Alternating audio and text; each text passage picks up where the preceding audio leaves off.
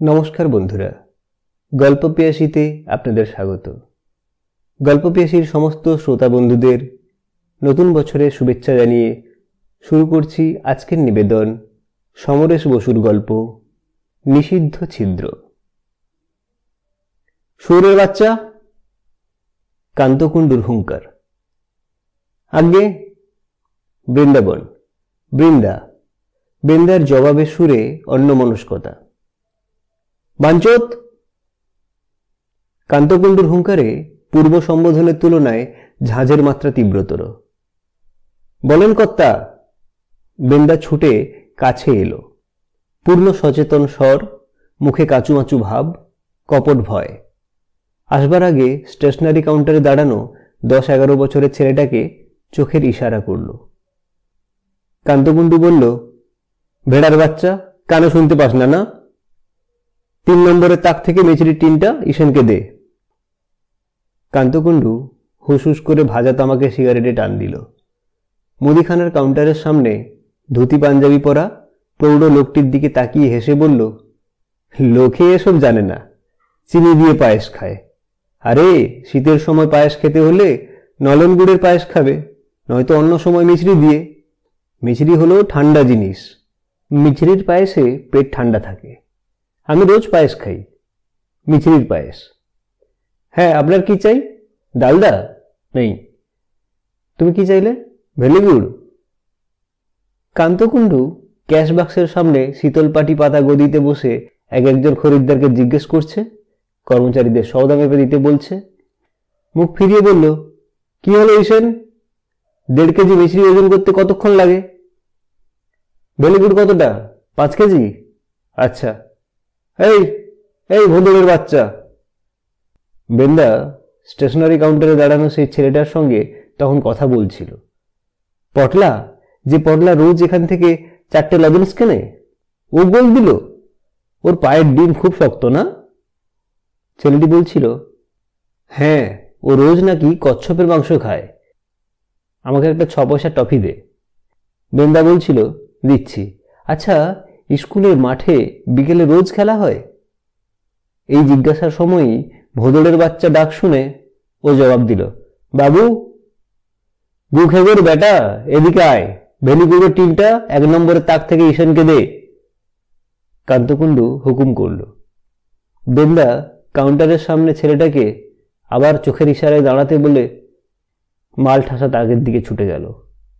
ওর বয়স 12, খালি গা, হাফ প্যান্ট পরা, গায়ে ময়লা থাকলেও আশ্চর্য রকমের ফর্সা, গোরাচাঁদ বললেই হয়। আরো আশ্চর্য, ও মোটেই হাড়জির রোগা না, একটু যেন থলথলে নরম শরীর, খোঁচা খোঁচা পাঁশুটের চুল, চোখ দুটো প্রায় গোল, নাকটা বড়ির মতো, ময়লা দাঁত বের করে হাসলে চোখ দুটো বুজে যায়, অথচ দাঁতগুলো সবই নতুন। 1 নম্বর তাক থেকে প্রায় 20 কেজি ওজনের ভেলিগুড়ের টিনটা দাঁতে দাঁত চেপে তুলে ধরতে পারল না। মেঝের উপর দিয়ে ঠেলে ঠেলে ঈশানের কাছে পাল্লার সামনে রাখল। ঈশান বৃন্দার পশ্চাৎ দেশে একটি চিমটি কাটল। বৃন্দা পাছায় হাত ঘষে স্টেশনারি কাউন্টারে গিয়ে টফির বয়ম থেকে রঙিন কাগজে মোড়া একটা টফি বের করে ছেলেটার দিকে এগিয়ে দিল। ছেলেটি একটি 5 আর একটি 1 পয়সা বৃন্দার হাতে দিল। বলল, তুই কলেজের মাঠে খেলা দেখতে আসতে পারিস না? বৃন্দা বলল, ছুটি পাই না। ছেলেটা বলল, কেন? বৃহস্পতিবার তো দোকান বন্ধ থাকে। বৃন্দা বলল, বৃহস্পতিবার কাঁচড়াপাড়া কলোনিতে মার কাছে যাই, যেতে ইচ্ছে করে না, কিন্তু না গেলে মা রাগ করে, আর বাবুও প্যাঁদায়, বলে কান্তকুণ্ডুকে চোখের ইশারায় দেখালো। ছেলেটা মোড়ক ছাড়িয়ে টফি মুখে দিয়ে বলল, মার কাছে তোর যেতে ইচ্ছে করে না কেন? বৃন্দা মুখ বিকৃত করে বলল, মায়ের লোকটাকে আমার ভাল লাগে না, আমাকে খুব খাটায় আর খিস্তি দেয়। ছেলেটা অবাক চোখে তাকিয়ে জিজ্ঞেস করল, তোর মায়ের লোকটা কে? তোর বাবা না? বৃন্দা বলল, আমার বাবা তো কবেই পটল তুলেছে, এখন মায়ের একটা লোক আছে, আর মায়ের অনেক ছেলে মেয়ে, আমার ভাল লাগে না। একটা বৃহস্পতিবার আমি কাট মারব, মেরে খেলা দেখতে যাব। ছেলেটা নির্ভেজাল অবুঝ বিস্ময়ে বৃন্দার দিকে তাকিয়ে রইল। বেন্দা আবার বলল, আমার খুব খেলতে ইচ্ছে করে, ফুটবল। ऐसा গেদে শট মারতে ইচ্ছে করে যে বল ফাটিয়ে দিই। ছেলেটা জিজ্ঞেস করলো, তুই কোনো খেলা করিস না? বেন্দা ঘাড় কাত করে চোখ ঝলকিয়ে বলল, খেলি, রোজ রাত্রে ইঁদুর মারা খেলি। বলতে বলতে ওর মুখে কঠিন খুশি ঝলক দিল। আমি তো রাত্রিরে দোকানের পিছনকার ঘরে থাকি, ঘর অন্ধকার করে ইঁদুর মারা খেলি। আমি অন্ধকার দেখতে পাই। এই কুত্তার বাচ্চা! কান্তকুণ্ডুর হুঙ্কার শোনা গেল। খৈলের বস্তা থেকে ঠোঙায় করে 5 কেজি খৈল ভরে দে। বেন্দা বলল, যাই বাবু। যাবার আগে ছেলেটাকে আবার চোখের ইশারা করে গেল। কান্তকুণ্ডু নরম স্বর চড়িয়ে বলল, গোপাল, তুমি কি করো? বাঞ্চতটা খালি গল্প করে। স্টেশনারি কাউন্টারে এক পাশে প্রৌঢ় স্বাস্থ্যহীন গোপাল একটি টুলে বসে ঝিমুচ্ছিল। সে কান্তর আগের পক্ষের শালা। স্টেশনারি বিভাগ সে দেখাশোনা করে। সে কান্তর কথার কোনো জবাব না দিয়ে ছেলেটিকে বলল, তোমার কি চাই খোকা? ছেলেটা মাথা নাড়ল। গোপাল বলল, তাহলে এখন চলে যাও। ও কাকের বাচ্চাটা খালি গল্প মারে। এই সময়ে একজন খরিদ্দার এসে টুথপেস্ট চাইল। ছেলেটা দাঁড়িয়েই থাকল। বেন্দা ঠোঙায় খৈল ভরে ঈশানের কাছে এগিয়ে দিল, দিয়ে আবার স্টেশনারি কাউন্টারে এলো। গোপাল তখন আলমারি খুলে খরিদ্দারকে টুথপেস্ট দিচ্ছে। ওসব কাজ বেন্দার না। তেল, সাবান, টুথপেস্ট, স্নো পাউডার, হিমানি খাতা, কাগজ, কলম, পেন্সিল এসবে ওর হাত দেবার হুকুম নেই। ও কেবল লজেন্স আর চানাচুর দিতে পারে, আর গোটা দোকানের 5 ফরমাস খাটে। ও সামনে আসতে ছেলেটা জিজ্ঞেস করল, এখানে তোকে কেউ নাম ধরে ডাকে না কেন? বেন্দা কথাটা ঠিক বুঝতে না পেরে ছেলেটার মুখের দিকে তাকিয়ে রইল। ছেলেটা বলল, তোকে সবাই শুয়োরের বাচ্চা, নয়তো কাকের বাচ্চা এসব বলে কেন? বেন্দা হেসে নিচু স্বরে বলল, হো, ওরা তো সব ইঁদুরের বাচ্চা। বাঁদরের বাচ্চা! হঠাৎ আবার কান্তকুণ্ডুর হুঙ্কার, ঠোঙায় 250 সরষে দে। এই যে বাবু। বেন্দা ছুটে চলে গেল। কান্তকুণ্ডুর জমজমাট দোকান, স্টেশনারি, মুদিখানা, পাশেই রেশন শপ। রেশন শপের দায়িত্বভার এ পক্ষের শালার উপর। হিসাব নিকাশ, সলা পরামর্শ সব কান্তর সঙ্গেই। কান্ত সবকিছুর মালিক। বেন্দা তার সব থেকে অল্প বয়সের কর্মচারী। খাওয়া পড়া পায়, মাইনে 20 টাকা। ওর মা এসে মাসে মাসে নিয়ে যায়। খেতে যায় কান্তকুণ্ডুর বাড়িতে। তার আগে রাস্তার কলে চান করে যায়। কান্তর প্রথম বউ মরেছে, ছেলেপিলে ছিল না। এ পক্ষে বিয়ে করেছে 4 বছর, ছেলেপিলে হয়নি। এ বউটার বয়স কম, দেখতে সুন্দরী, নিজের বিধবা মাসিকে হেসেলে রেখেছে। সে বেন্দাকে বলে মোটকা পাটা। ওর গায়ে নাকি মোটকা গন্ধ। কান্তর বউ বলে ওলকচু। ওর মুখটা নাকি ওলকচুর মতো দেখতে। ওর নিজের মা বলে খ্যাংরা মুখো খেঁড়ো, ড্যাকরা, মরা ভাতারের ছা। বাদবাকি উচ্চারণের যোগ্য না। উচ্চারণের যোগ্য না এমন অনেক বিশেষণ কান্তর আছে। বেন্দার তাতে কিছুই যায় আসে না।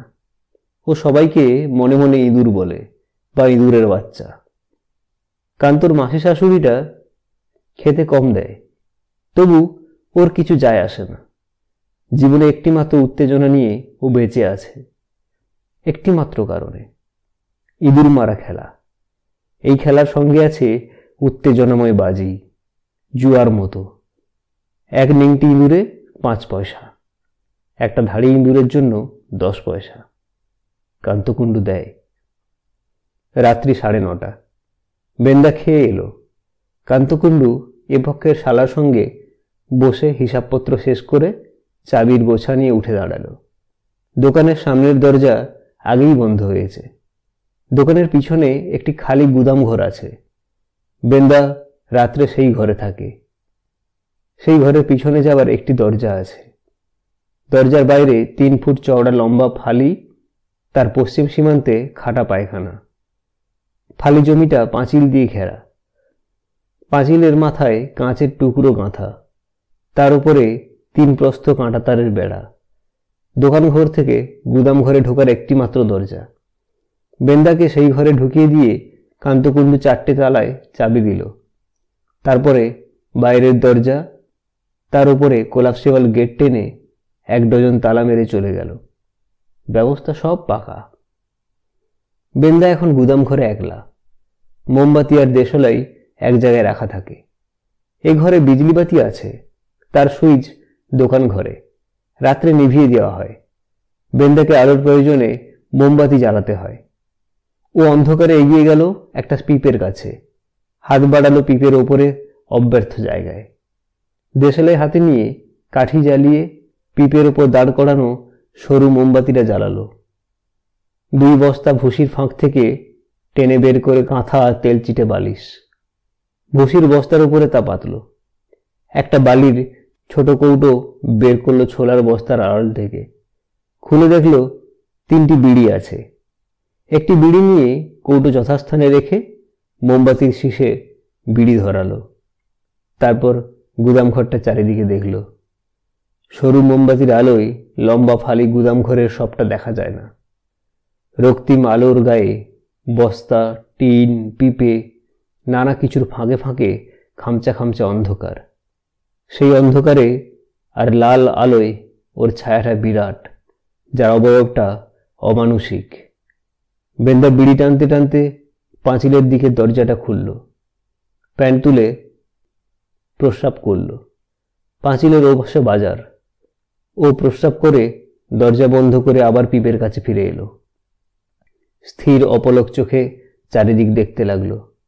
বিড়ির ধোঁয়া ছাড়তে লাগলো নাক মুখ দিয়ে। ওর মুখের চামড়া টান টান হয়ে উঠছে, চোখ জ্বলতে আরম্ভ করছে। ভিতরে বাইরে যে কোনো শব্দ ও উৎকর্ণ হয়ে শুনছে।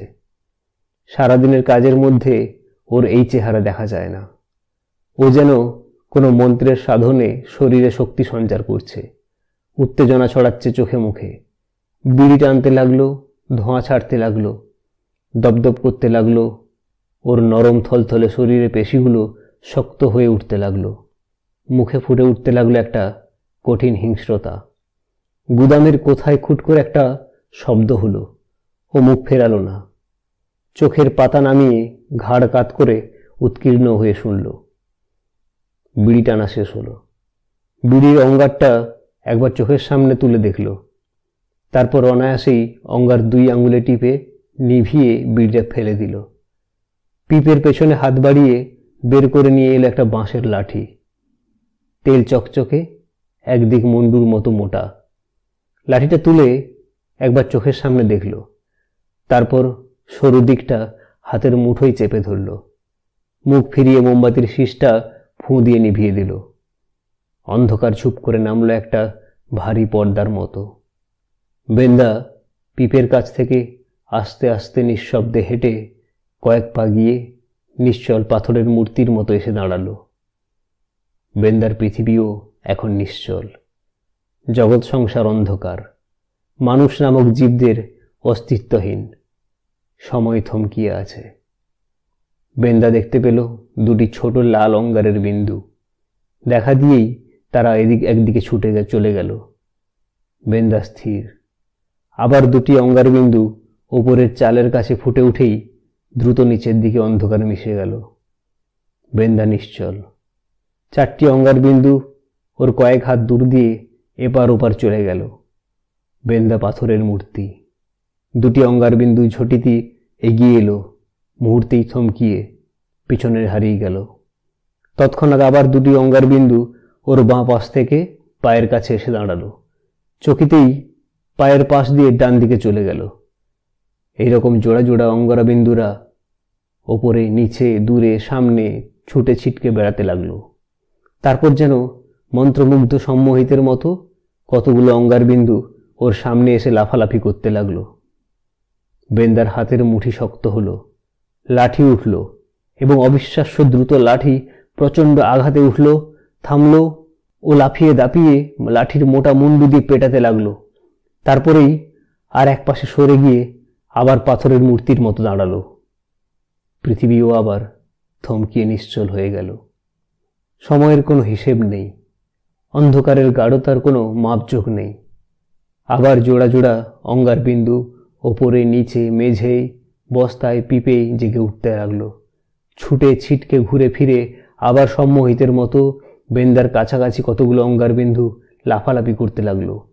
বেন্দার হাত আবার উঠল, আর প্রতিটি আঘাত যেন বিদ্যুৎ চকিতের মতো পড়তে লাগলো। তারপর পিপের কাছে সরে এসে দেশালাইয়ের কাঠি জ্বালিয়ে মোমবাতি ধরালো। মোমবাতির আলো আস্তে আস্তে অন্ধকার ঠেলে ঠেলে সরালো। বেন্দায় এদিকে ওদিকে চোখ বুলিয়ে মেঝে থেকে কুড়িয়ে নিল 3টে নেংটি, একটা ধাড়ি ইঁদুরের মৃতদেহ। তুলে রাখল পিপের ওপরে মোমবাতির কাছে। চকচকে চোখে তাকিয়ে দেখল ওর উত্তেজিত মুখে হিংস্র হাসি, গায়ে মুখে ঘাম চিকচিক করছে, মাথার চুলগুলো কপালে গালে ছড়িয়ে পড়েছে। বলল, শালা ইঁদুরের বাচ্চা ইঁদুর। লাঠিটা পিপের পিছনে রাখল, ফুঁ দিয়ে নেভালো মোমবাতি। অন্ধকারে অব্যর্থ ভুসির বস্তার ওপরে পাতা কাঁথার ওপরে গিয়ে চিটে বালিশে মাথা রেখে শুয়ে পড়ল। সারাদিন নামহীন জীবনের দুর্জয় পরিশ্রমের পরে, অনেক অপমান আর অপূর্ণ খাওয়ার পরে এই এক সুখের খেলা। এত সুখ গভীর ঘুম আসতে দেরি হয় না। এই সুখ আর আরাম ভোর পর্যন্ত। তারপর আবার শুরু আর একটা অভিশপ্ত দিনের। রাত্রি 9টার পরে আবার সেই খেলা, খেলার উত্তেজনা আর সুখ, তারপর গভীর নিদ্রার আরাম। বৃন্দার ভাববার অবকাশ নেই। কোন অজ্ঞাত শক্তির হাতে ওর এই দিন ও রাত্রের জীবন নির্ধারিত আর পরিচালিত হয়। এই জীবনের শেষ কোথায় ওর জানা নেই। এই জীবনযাপনের শরীরে কতগুলো ছিদ্র ক্ষণেকের জন্য ফেটে বেরোয়। সেই সব ছিদ্রে ভেসে ওঠে খেলার মাঠের খেলার ছবি, অনেক কিশোরের উল্লাসের ধ্বনি। সেই সব ছবি আর শব্দ থাকে নিষেধের গণ্ডিতে। ছিদ্রগুলো নিষিদ্ধ। সমরেশ বসুর লেখা নিষিদ্ধ ছিদ্র গল্পটি এখানেই শেষ হলো।